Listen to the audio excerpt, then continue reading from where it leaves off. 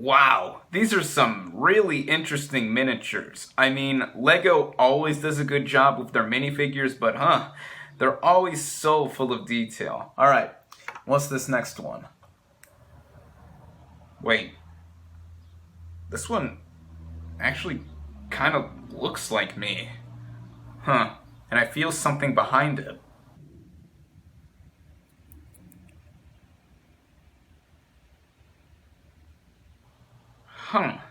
Pretty unique looking symbol there. I wonder what it means exactly. I should probably go look this. Oh my god! What? Did the power go out? Looks like I got a call. Oh wait, it's back on. Wait. What the hell? Wait, what? How is that minifigure having its left arm up?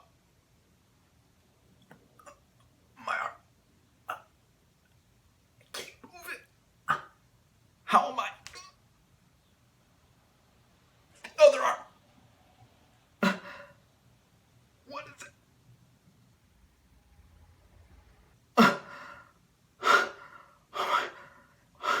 Don't stop.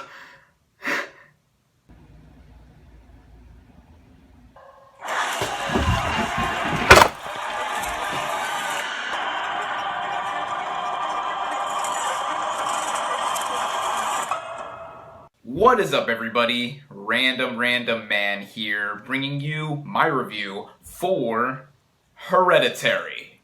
Now, the plot basically follows a family played by Toni Collette, Alex Wolff, Millie Shapiro, and Gabriel Byrne as they begin to get haunted after the death of their reclusive grandmother.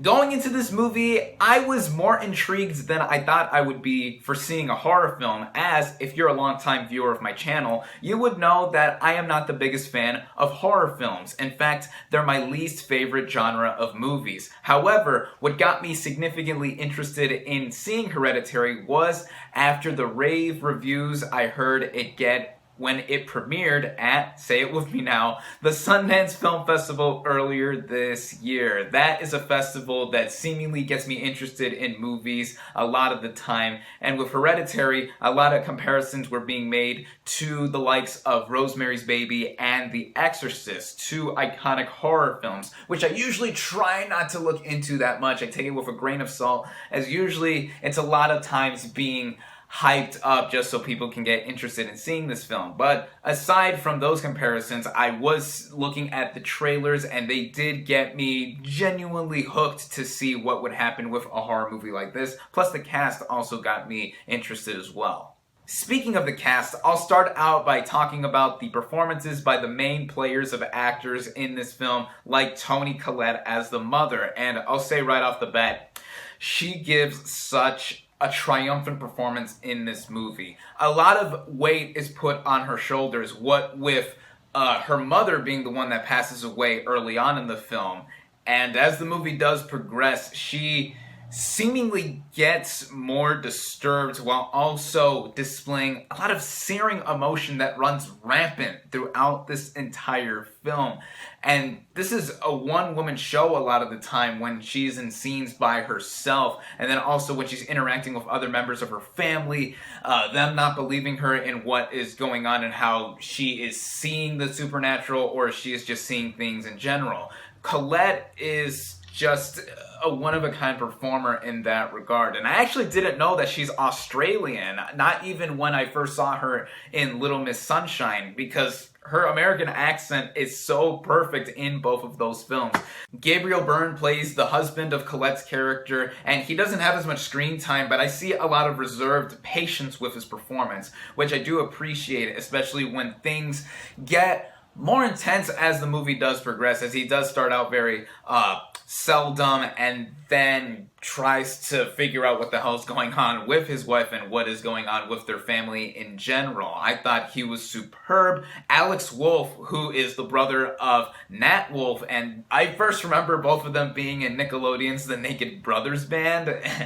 Yeah, the 2000s were something, weren't they? But I've also seen Alex Wolff recently in another movie, Patriots Day, where he played one of the two bombers in that movie based on the real-life Boston Marathon bombings. And as the son in this movie, the oldest child in Hereditary, he gives a powerhouse performance just like Toni Collette does. A lot of scenes do involve him being by himself as well and seeing all the goings on of what has happened after his grandma has passed away and seeing him getting very emotional at times too. I mean, he's sweating and crying a lot in this movie, giving a very intense turn as this character, and the way he butts heads with Colette's character as well makes for a lot of the more hard-hitting weight of what the movie is all about with its themes. And then we also have Millie Shapiro as the daughter of the film.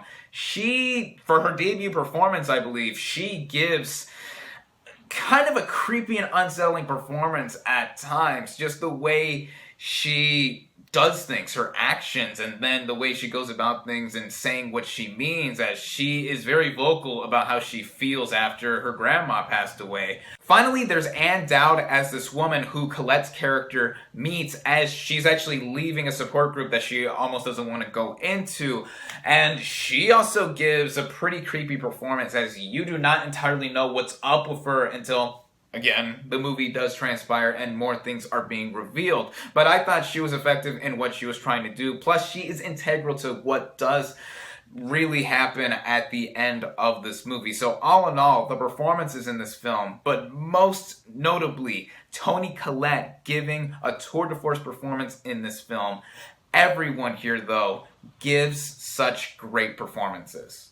The writing in this film sets up its story to be expressed in a very meticulous manner. This movie is written and directed by Ari Aster, and fun fact, this is actually his feature directorial debut, and right from the get-go, in the opening moments of this film, you can tell that this is a director who has his vision put on the screen. The movie begins with this long take in the workshop of the house this family lives in, where Colette's character has actually made a career off of making miniatures, and there's this long tracking shot zooming around the room and then finally zooming into one of the miniature houses or doll houses of sorts when the characters first interact. The characters go off to the funeral of the reclusive grandmother, and from that alone you would expect this movie to be very somber and melancholy in tone, but it goes beyond that, I think, and also creating a sense of dread looming across the rest of the film, as you are not sure what is going on at first until a movie like this does have you keep guessing or have you try to look for clues and whatnot to make you figure out what is actually going on, because these characters get spooked throughout the movie in how this is not feeling right for them, especially after the death of a family member. Now, in real life, the death of any loved one can affect them really hard to the point of them not feeling themselves. But what this movie tries to do in using that as a concept and its core to go on with the rest of the characters kind of makes for something that is deeper. This movie has been touted as being one of the scariest movies released in recent memory, and I am not an easy person to scare. Like I've said, I'm not that big of a fan of horror, but for the first half of this movie, I was genuinely unsettled with a lot of the gratuitous imagery that is shown off. It doesn't assault you with a lot of things that are supposed to be scary or grotesque, but wow, some shots that do linger on for quite a while did have me genuinely creeped out in just what they express and how the scenes are composed and the shots are being displayed. Yeah, this is a gorgeous looking movie with its cinematography, and also the production design is unique, with this house being particularly big, and it looks like it's almost in the middle of nowhere, and you get the sense of where these people live. And then as the movie does go on, after a specific point in the movie where something does happen to turn the movie on its head, in that regard, this movie kind of reminded me of last year's controversial Mother, where both movies are specifically trying to get at something within their narrative, and Mother's structure relied on biblical references and environmental themes for its backbone, especially when the second half does come in and it becomes jarring to the point where audiences were thrown off everywhere.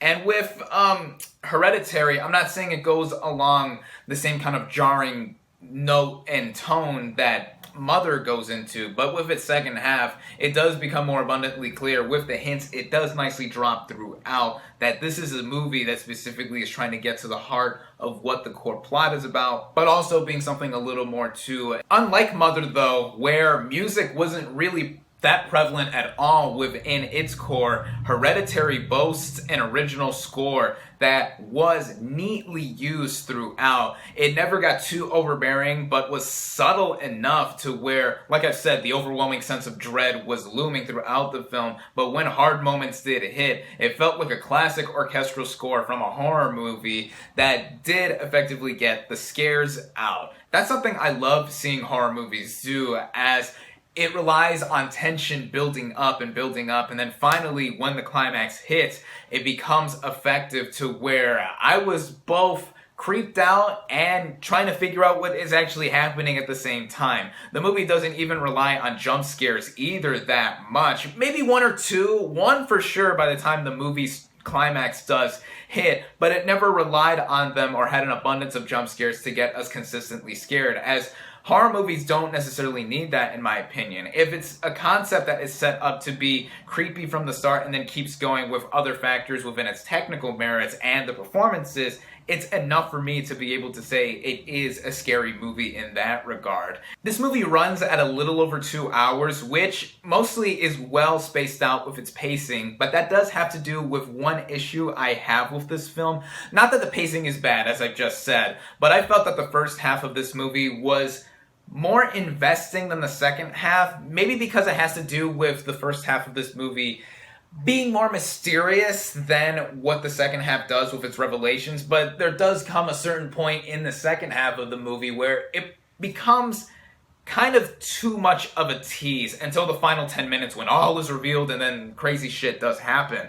But even so, as this film does pan out, the movie expects one to be invested with what is happening, especially during some of the slow moments, to give you hints and other visual cues of what is happening by the time the film concludes, which didn't bother me when this movie did get slow, as I was actively trying to look for those hints and other references that would help me understand what is happening. And then when it does get to the climax and ending of the movie, this sort of has to do with the other issue I have with this film. It's not really anything that major, but in the way this movie pans out, I'll explain. In the way this movie ends, it goes into kind of supernatural horror, and that's sort of what I would classify this movie as, a supernatural horror film, but more so towards the end. As by the time this movie concluded, it reminded me of The Witch, coincidentally another A24 horror film, and what it does with its imagery, its metaphors, and otherwise happenings of these characters. So in that regard, it felt kind of samey to me in the way it concluded, but then again, this movie has a concept and execution that isn't entirely original for the horror genre, but it's the way it is set up and presented, as Ari Aster does with his writing and directing, that does make it so compelling in my eyes. And with it, he has certainly made a stamp within the horror genre, as all in all, I feel that Hereditary is a movie that does bring a lot of deep thought into what its story tries to tell, as a family drama mixed in with horror. For all that, I do get some of the hype that is attributed with this film, yet I'm not gonna go as far as to say that it's a masterpiece or it's one of the best horror movies of recent memory, as not everything I saw in this film landed to as big of an impact as I expected, and some of it felt kind of samey to me, but it is above all about the execution and what is done within the film. I myself am surprised that this art house slash indie horror film got a wide release, as this movie surprisingly opened up at the closest theater of mine about a mile away, and I saw the first possible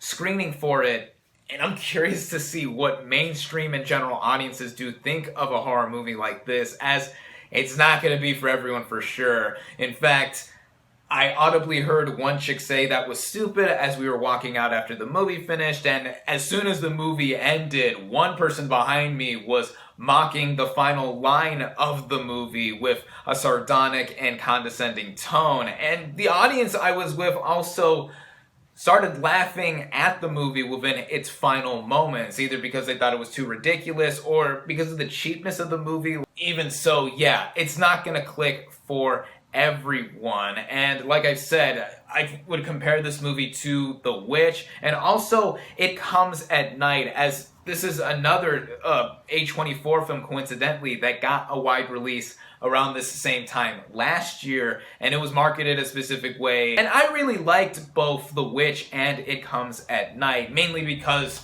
I wasn't exposed to the marketing of those films. With Hereditary, though, I can still say that this is a movie that horror fans will get into if they're open towards what does happen within it. It will get them talking, it will get them thinking and pondering about what this movie was trying to say. I know I'm going to think about this movie still after I finish up this review.